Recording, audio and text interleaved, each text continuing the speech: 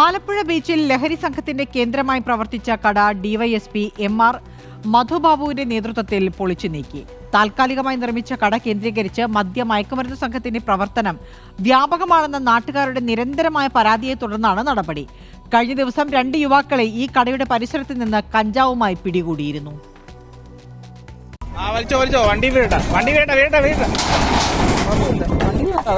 ചായയും ചെറുകടികളും വിൽപ്പന നടത്തിയിരുന്ന കട സജീർ എന്ന വ്യക്തിയുടേതാണ്.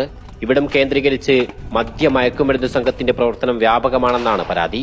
മത്സ്യത്തൊഴിലാളികളും പ്രദേശവാസികളും ചേർന്നാണ് പരാതി നൽകിയത്. തുടർന്ന് ജില്ലാ ടൂറിസം ഡിപ്പാർട്ട്മെന്റ് നോട്ടീസ് നൽകിയിട്ടും കടയുടെ പ്രവർത്തനം തുടർന്നു. ഇതിനിടെ ചൊവ്വാഴ്ച പോലീസ് നടത്തിയ പരിശോധനയിൽ കഞ്ചാവ് പൊതികളുമായി 2 യുവാക്കളെ കടയുടെ പരിസരത്ത് നിന്ന് പിടികൂടുകയും ചെയ്തു. ഇതോടെ ആലപ്പുഴ ഡിവൈഎസ്പി മധുബാബുവിന്റെ നേതൃത്വത്തിലുള്ള പോലീസ് സംഘമാണ് അനധികൃതമായി ആലപ്പുഴ ബീച്ചിൽ സ്ഥാപിച്ച കട പൊളിച്ചു നീക്കിയത്. ഇവിടം കേന്ദ്രീകരിച്ച് കഞ്ചാവ് ഉൾപ്പെടെയുള്ള ലഹരി വസ്തുക്കൾ കൈമാറ്റം നടത്തുന്നുവെന്നാണ് കണ്ടെത്തൽ. ഇനിയും ഇത്തരം കടകൾ കണ്ടെത്തി നടപടി സ്വീകരിക്കുമെന്ന് പോലീസ് അറിയിച്ചു. റിപ്പോർട്ടർ, ആലപ്പുഴ.